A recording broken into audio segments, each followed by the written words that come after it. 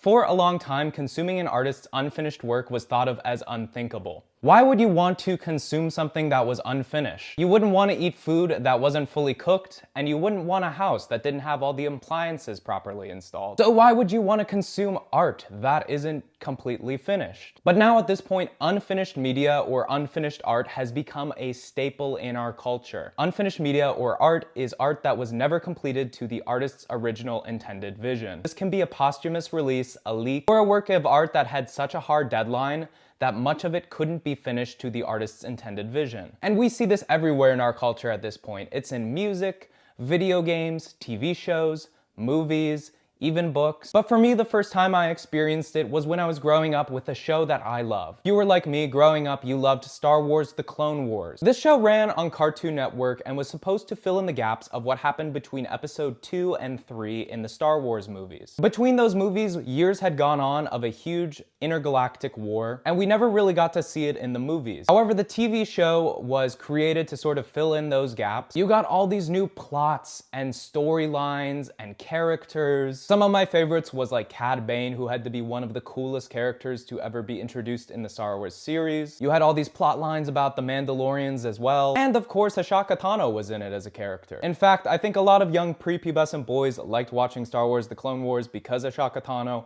but I digress. Luke, did I ever tell you about Ahsoka Tano? Anyways, the show ran for 6 seasons, and again, it had this huge variety of different plot lines and characters. But all of a sudden, one day, it just kind of ended after the 6th season. This was, of course, because Star Wars was bought by Disney, and I'm sure Disney wasn't a fan of one of their biggest competitors running the show on their network. But as a child, my young brain couldn't really comprehend that my favorite TV show had just ended. And it ended without resolving a lot of the plot lines and character arcs. For me, the whole point of the series was to see what happened between episodes 2 and 3. But then all of a sudden, because the show kind of was canceled out of nowhere, instead I was being left with more questions than answers. What happened to Ahsoka Tano? Was she dead?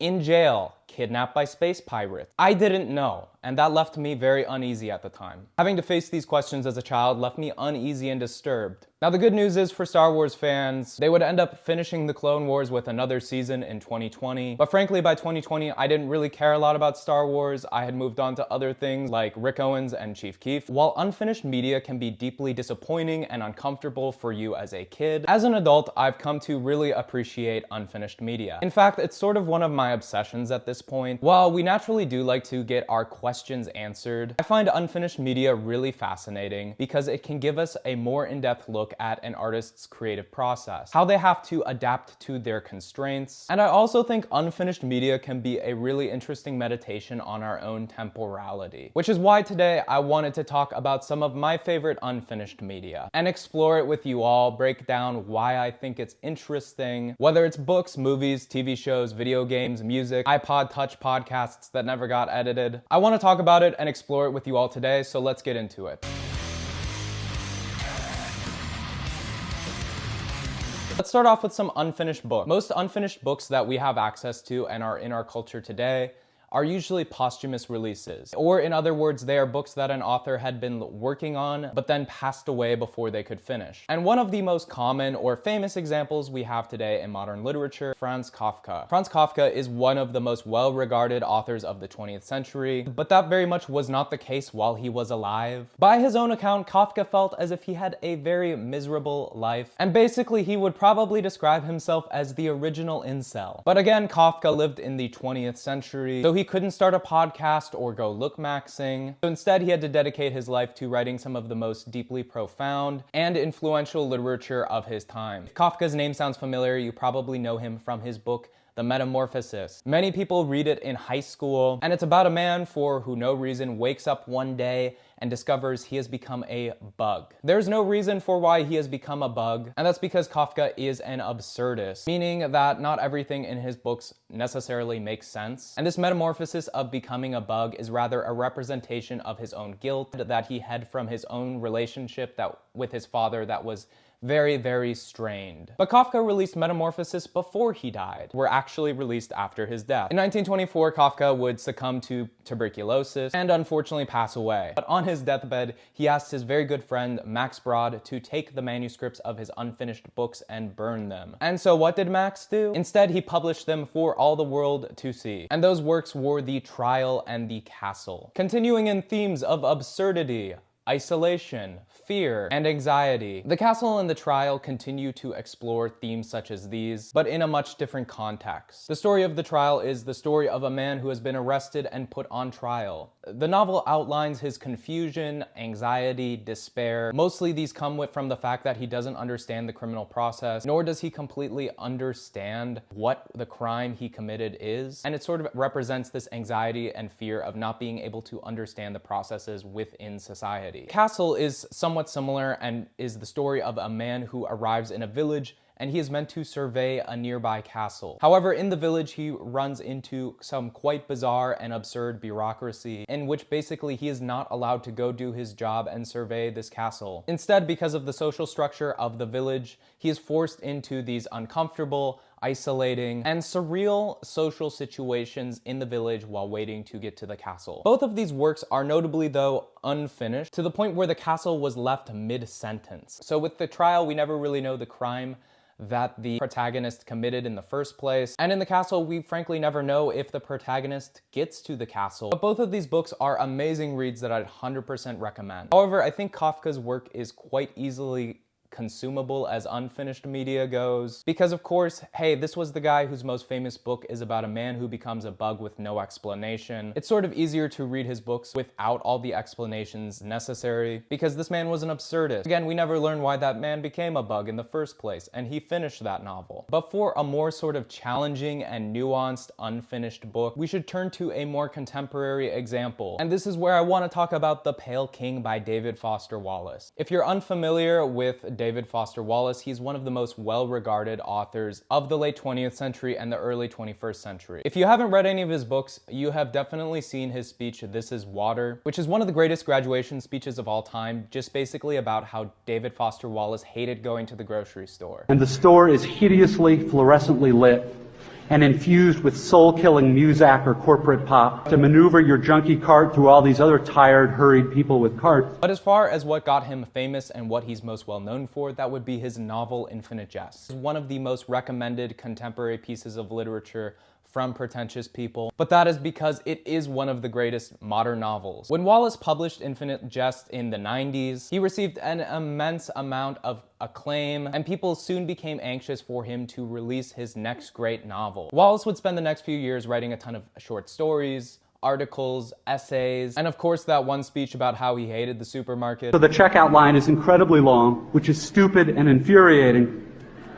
But you can't take your frustration out on the frantic lady working the register. But unfortunately, David Foster Wallace would pass away before he was able to publish his next full novel. However, he had been working on a novel before he passed away, and the manuscript of that has been released in The Pale King. Wallace had worked on The Pale King for 12 years, and this by no means is a short book. It's over 50 chapters. The Pale King is basically a wide variety of stories that are all sort of centered around the IRS and the IRS office, which is the government agency that processes and collects taxes. But this isn't a book covering what the IRS does. This is a collection of stories all surrounding people who work in the IRS office. While that may sort of sound boring, it's actually very, very interesting. I want to explain really quickly what makes Infinite Jest so great. Infinite Jest is basically a collection of hundreds of stories with hundreds of characters, like The Pale King. But in Infinite Jest, there are also very clear main characters. There are also a lot of random ones. There are clear main characters and plot lines. In Infinite Jest, Wallace is able to organize all of these stories to have main characters, plot lines, and also it just has a really compelling structure and flow. What makes Infinite Jest amazing is that Wallace is able to take all of these seemingly random stories and unite them in this very compelling structure, and that's what makes Infinite Jest so amazing. But with The Pale King, we sort of get all these different stories with all these different characters,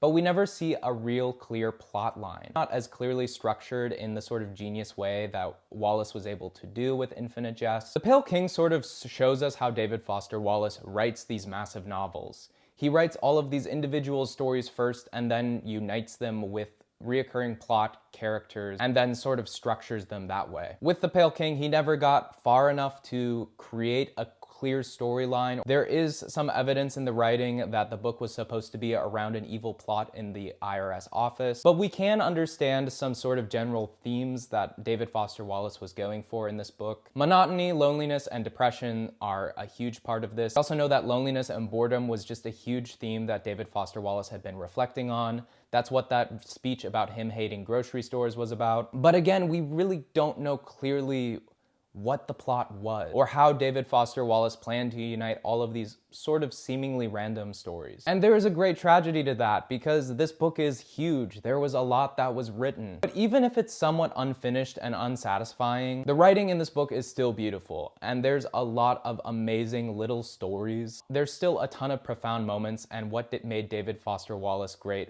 was that he was able to bring these truths out in his writing.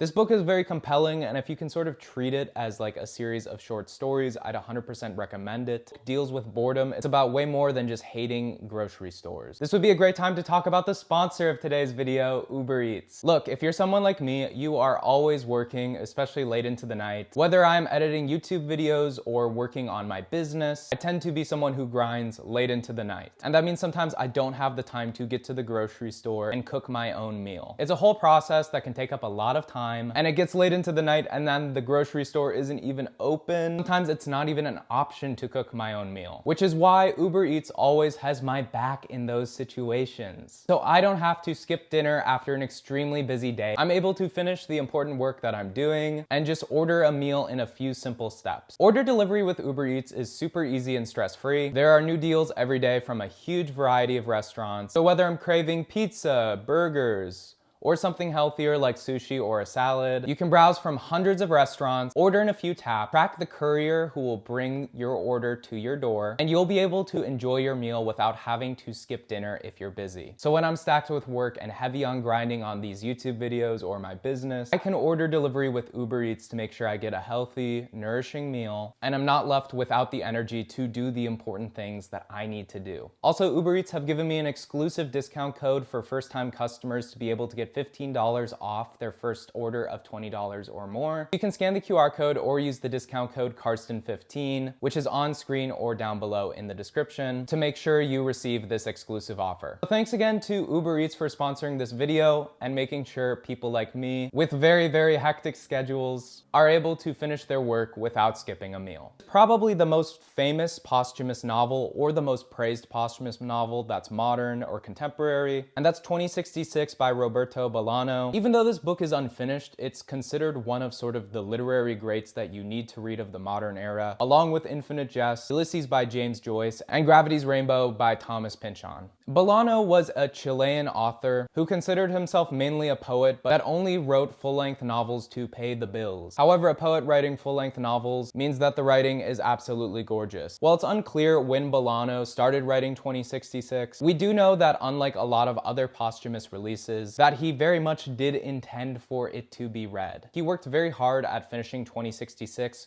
while he had a terminal illness so that he could make sure that his children could benefit from the royalties of his sales after he passed away. And so Bolano continually wrote this book while he was awaiting a liver transplant, hoping that if he got far enough in the book, it could be published and his children would have income after he passed away. 2066 is basically a murder mystery that takes place in the town of Santa Teresa, which is a fictional version of the town of Juarez on the US-Mexico border. And basically there are 5 parts of it, all sort of around people reacting to this murder spree mystery, as well as a description of the crime. While the book does tie up a lot, it also never really conclusively gives you everything you want. There's a lot that can be implied in the book, but certain plot lines and certain characters don't 100% get finished. But with that being said, compared to some of the other works on this list, 2066 is pretty finished, because the parts of this book that are finished are very polished and really, really beautifully written. Again, Bolano is an amazing and compelling author. His prose is beautiful. I would describe reading this book as like looking at a Renaissance painting where everything is finished except for the people's faces in the paintings. Every detail has been cared for except for a few key main places. And so it's still beautiful just a little unfinished. One work I want to talk about with a strikingly similar title that is much less finished but still very, very cool is Seraphim 2066 1336 Wings, which is an unfinished manga series. But Seraphim 2066 was an amazing collaboration between two of the most amazing minds in anime and manga, Mamoru Oshii of Ghost in the Shell and Angel's Egg, and Satoshi Kon of Perfect Blue, Paprika, and Paranoia Agent. If you're a fan of psychological anime or thriller manga, this is basically a match made in heaven. The mind behind Perfect Blue collaborating with the mind behind Ghost in the Shell. It's basically a dream team collaborating to make this a very, very cool conceptual manga. But the unfortunate thing is we only have around 250 pages of it. What we have is basically the premise or setup of the series. It establishes the world the main characters live in, what the main characters are like, and sort of sets up the first major arc. But then it completely stops because the manga was canceled. Oshii and Kon had creative differences of where they wanted the manga to go, and instead of being able to resolve those differences, they ended up just sort of putting the project on hiatus, and unfortunately Satoshi Kon passed away before they could ever come back together to finish it. It's really sort of hard to swallow because you just sort of get a taste of it, and what you get is so amazing. But because it's only 250 pages, it's nowhere near being able to be considered complete, especially compared to all of the other media I just brought up. This is more of a concept, which makes it really disappointing because when you read what was there, it had such great potential. And that's sort of what this series is. It's really cool and inspiring if you like manga or are a fan of these authors, but it's more of a testament to potential rather than anything that's able to provide us with substance.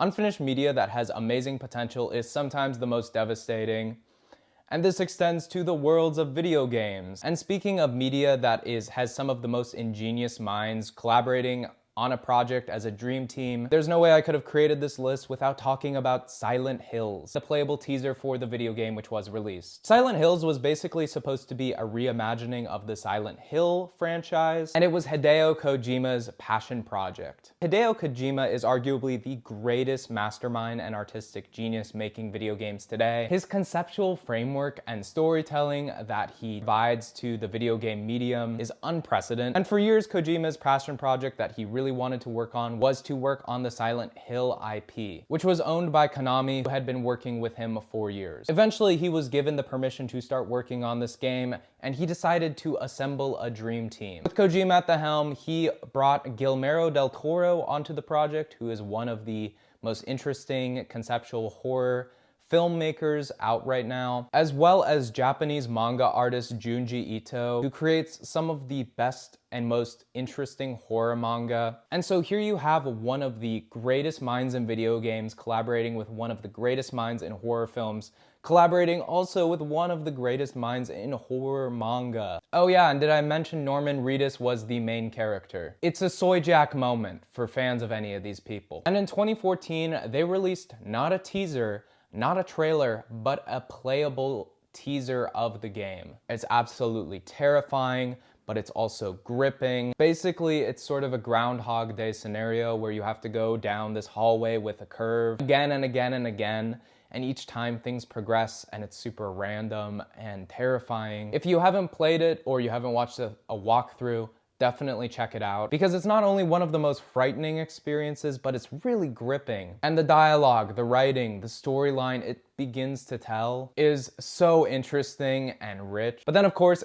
Konami Studios had a huge internal conflict with Kojima, which would cancel this game forever. I think it's perhaps one of the greatest tragedies in the modern age that this amazing seeming game did not come out. The Konami-Kojima split didn't just leave Silent Hills canceled, but it also arguably left Metal Gear Solid 5, The Phantom Pain, unfinished as well. While with Silent Hills, we never got to see the game released, Metal Gear Solid 5 did end up being released because enough of it was finished. And while it hasn't ever been officially stated that Kojima left the project before the game could be completed. It's been very heavily implied, as well as there's been evidence of unfinished missions and sort of an overall feeling where certain parts of the story feel incomplete. And this has left a lot of people to hypothesize that perhaps Kojima put in the towel early. And this is kind of how unfinished media can become a lot messier. When you have huge artistic projects like video games and movies, oftentimes have to be completed or released in some form because there have been massive investments or resources put into them already. There also come deadlines which are often associated with the project. There can be a lot of plot holes or glitchiness, especially in video games, when the developers have to rush to hit a deadline. This is the case with Star Wars Knights of the Old Republic 2. This game was released when developers were generally expected to be able to finish a video game within a year. The studio who had worked on Star Wars Knights of the Old Republic 2 had just finished Star Wars Knights of the Old Republic 1 the year prior. And while some video game studios definitely at the time would release a finished product to the public, with the game as ambitious as Star Wars Knights of the Old Republic 2,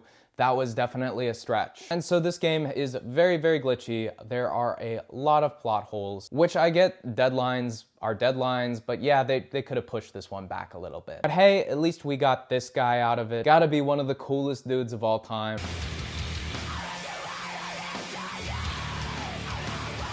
But again, like I was saying, the other form of media that often suffers from an unfinishedness due to studio meddling or deadlines and budget limitations is usually movies. Probably the most famous example of this is Blade Runner, which is one of the most amazing sci-fi movies of all time, with Ridley Scott as the director and Harrison Ford as the protagonist. And again, really beautiful movie. But the ending of this movie is a little bit awkward because it's just monologue with pictures of hills rolling for no reason, which doesn't really fit into the rest of the film. And this was because the studio acted film out of Ridley Scott's hands. After test screening, decided to throw this ending on really quickly to change the original. And also with this movie, there were a lot of budget limitations, so Ridley Scott couldn't go reshoot some scenes that ended up having some errors in them. But Blade Runner is pretty finished. It's a mild case compared to the next movie I want to talk about on this list, On the Silver Globe. This again is another amazing sci-fi movie. The film was by Polish director Andrzej Żuławski, who is most famous for his other film, Possession. Possession is most famous for its female lead, where all the girls like to post pictures of her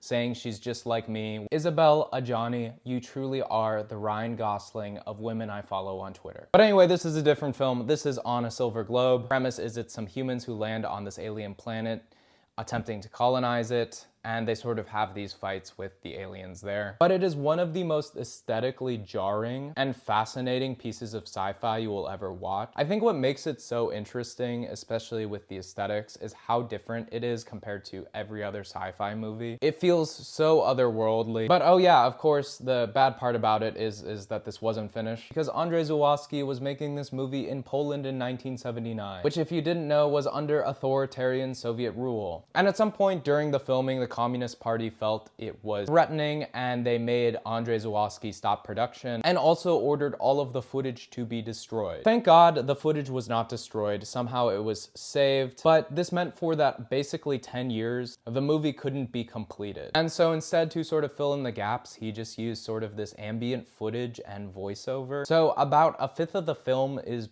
basically just voiceover, which is definitely a difficult pill to swallow considering how stunning the rest of the film is. And at least with the voiceover, we get all of the plot holes filled. When it comes to TV shows, there's a lot of unfinished media that we have no idea where the plot goes. Because unlike movies, which have to be somewhat finished to be released, TV shows are constantly being released as they're made. But that also means they can be canceled at a moment's notice. And there are a lot of examples of canceled TV shows. But one of the most devastating examples today is probably David Fincher's Mindhunter series. It follows the FBI and a series of psychologists employed by the FBI who are starting to define what a serial killer is. It's super interesting, it's super amazing. It's sort of like a murder mystery with this huge psychology thing added onto it. However, we have no clue where it goes because Netflix canceled it while it was on only its second season, while 5 had been planned. And while it has been 6 years, it's getting to the point where I don't have very much hope for this series. But you never know, because another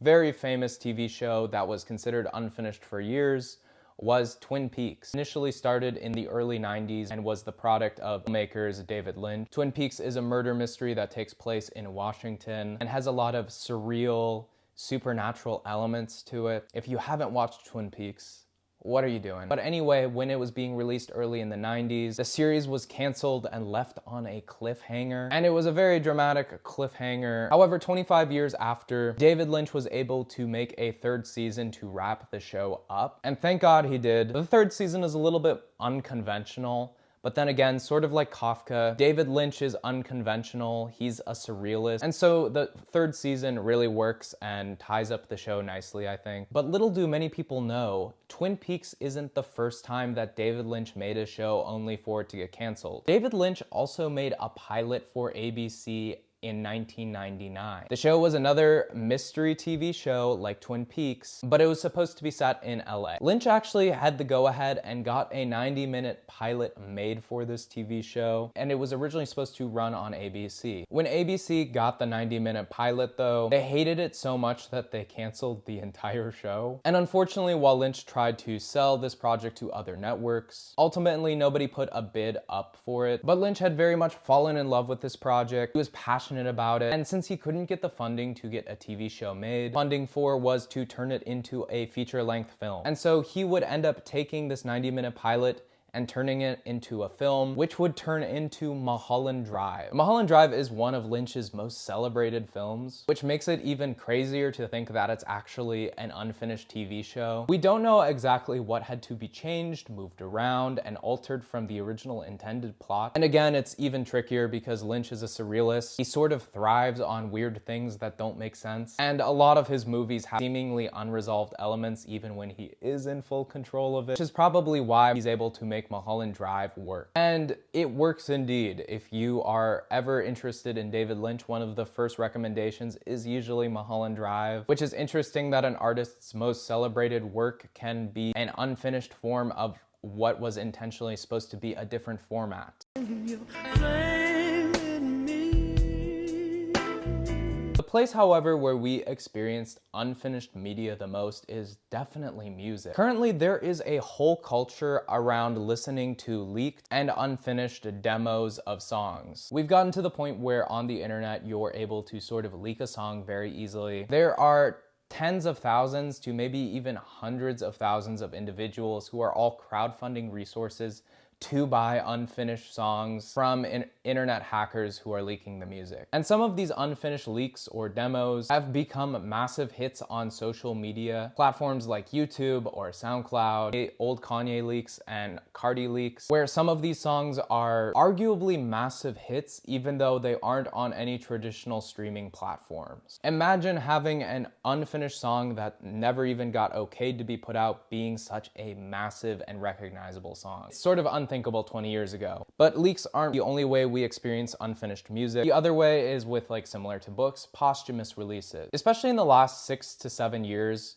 we've experienced a lot more posthumous releases than ever before. For example, the posthumous music of Juice WRLD, Lil Peep, XXXTentacion, Pop Smoke, all had multiple releases under their belt and had some of these unfinished posthumous songs become very, very popular and very, very played. And some of them haven't been handled super, super gracefully. And in the case with like an artist like Mac Miller, there's been a little bit more care into finishing and polishing sort of the posthumous unfinished music. But I think the most interesting unfinished music project, which I want to talk about, is Sketches from My Sweetheart the Drunk by Jeff Buckley. I don't know Jeff Buckley, he is probably one of the most amazing alternative artists of the 90s. If you haven't listened to his album Grace, I would highly, highly recommend it. And I'm gonna go out on a limb here and say you probably heard at least one song from it, because he sort of repopularized the song Hallelujah by Leonard Cohen with his own rendition of it, which is a really amazing cover. And basically he made that song popular with his cover. But the whole album Grace is really, really good. And what makes it so great is Buckley's very unique, very beautiful, angelic voice, and how the producer of the album, Andy Wallace, was really able to capture that voice and complement it. Wallace is able to take Buckley's voice and really make it seem like he is singing in a cathedral. He gives it a lot of space, he makes it feel very dynamic. Grace is very elegant, it's expansive, there's a sense where it's delicate, and it's expertly produced by Andy Wallace. When Jeff Buckley released this album initially in the 90s, it was so different than everything else being released in alternative rock. This album is very beautiful and romantic, and in the 90s, rough, punk-inspired grunge was really what was popular. And so because of that, Jeff Buckley took that very much into consideration when making his next album, My Sweetheart the Drunk. While Grace wasn't a massive commercial hit, it did have a lot of critical acclaim, through which he met Patti Smith and in turn Tom Valraine of television. These two were very much his heroes, they inspired him, and they're two of the most famous figures in punk. But it was Tom Valraine that Jeff Buckley had the epiphany of as he was writing his next project. That should be the guy who produces his next album. Buckley wanted an album that sounded like, in his words, Polvo or the Jesus Lizard, and the post-punk legend that was Tom Valraine was who he thought could deliver that gritty sound to him. Now, I would 100% recommend listening to Tom Valraine and television if you haven't, but something to note is that television sounds really differently than Jeff Buckley's prior work. And so the songs that Tom Valraine would produce and record with Jeff Buckley ended up sounding very different from anything on Grace. They were able to record about 20 songs over a period of 6 months from late 1996 into early 1997. Now again, Valraine tried to record it to have more grit. But as Buckley began listening back to all these tracks that Valraine produced, he realized that he was a bit frustrated by it. He didn't like Valraine's production. He felt it didn't make his voice feel as expansive enough or really complement his style compared to what Andy Wallace was able to do. Buckley asked Valraine to step down on the project and intended to bring Andy Wallace back on. Buckley also wasn't happy with the arrangements he had composed for the Valraine recording. They were certainly a lot more dark and gritty, and these songs were very much the first batch. So Buckley would spend the next few months rearranging the songs with the intention to make something more like Grace 2 instead of this experimental forte into an edgier post-punk sound. Eventually, when Buckley was satisfied with all the arrangements, he would call his band down to Memphis, where he had been writing, to begin rehearsing so that they could go record the album. However, just as his band was landing in Memphis, Buckley would unfortunately pass away in an accident where he had drowned in a river. And Buckley was never able to record with Andy Wallace these new arrangements for his intended second album, My Sweetheart the Drunk. Instead, all that they were left with as far as recordings go was the album that had been produced by Valraine. There was no real access to this second version that we know Jeff Buckley wanted to make. That was supposed to sound more elegant, beautiful, more like a Grace 2. With that in mind, Buckley's estate still released those recordings as sketches for My Sweetheart the Drunk. Acknowledging for Buckley, he felt that these were just sketches of paintings. Sketches.